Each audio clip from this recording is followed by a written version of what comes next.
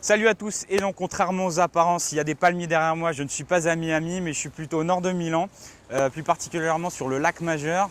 Comme disait la célèbre chanson de Mort Schumann, aujourd'hui il va peut-être neiger compte tenu de la température. Alors bon, je ne suis pas là pour vous faire un bilan météo, mais plutôt pour vous présenter la 3e génération de Toyota Avensis.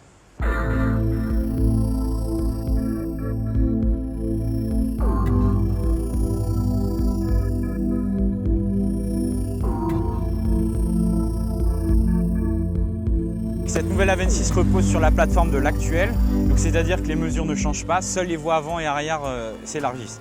Alors côté design, le centre de style de Sofia Antipolis est resté dans le sobre, pas beaucoup de révolution esthétique, juste une petite remise au goût du jour. Et il faut dire justement que ce n'était pas son critère numéro 1 d'achat, puisque la précédente était un peu, on peut dire, consensuelle. Donc ça ne choquera pas vraiment la clientèle, c'est plutôt harmonieux, c'est pas banal, mais c'est plutôt consensuel. Alors en ce qui concerne le volume de coffre, c'est une très bonne surprise puisque la Avensis peut charger jusqu'à 509 litres, donc ce qui la situe vraiment dans le haut de la catégorie. Le petit reproche qu'on pourrait émettre justement, c'est au niveau de l'ouverture du coffre. Ce dernier a tendance à revenir, donc ça peut se montrer un petit peu piégeux quelquefois. Si le volume de coffre est assez conséquent, malheureusement Toyota ne propose pas une modularité très aboutie par rapport à la concurrence. Et malheureusement, comme il n'y a pas de berline 5 portes à haillons, il faudra se rabattre sur le break. Le SW qui sera facturé à peu près 1000 € de plus.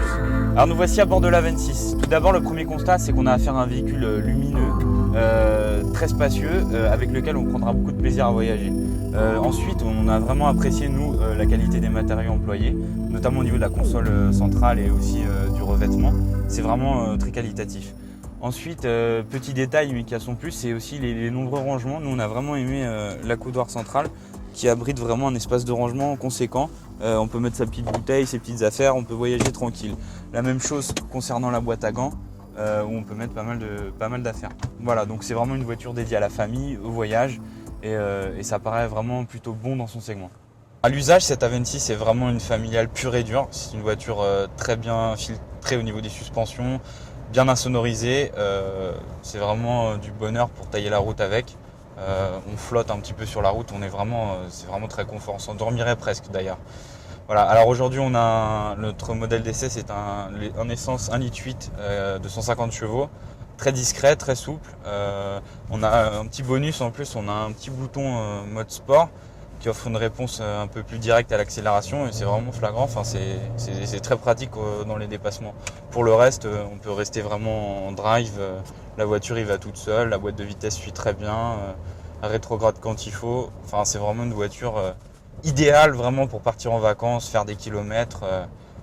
Alors quel bilan tirer de cette nouvelle Avensis? Tout d'abord qu'on a affaire à une vraie familiale avec de bonnes prestations en termes d'habitabilité, de confort, d'insonorisation. Nous on a vraiment apprécié faire des kilomètres avec. Maintenant ce qu'on pourrait lui reprocher c'est son style un petit peu trop consensuel. Mais bon, jusqu'ici ça lui a plutôt réussi puisque l'ancienne génération se portait plutôt bien. En termes d'équipement, de motorisation, elle se place bien par rapport à la concurrence avec une offre diversifiée, 3 diesel, un essence, une boîte auto, une boîte méca. Maintenant on pourrait regretter la disparition de la version haillons, mais pour cela maintenant vous aurez le break avec un surplus de 1000 €. Donc au niveau tarif, elle se situe aussi bien, même s'il y a une petite inflation par rapport au passé.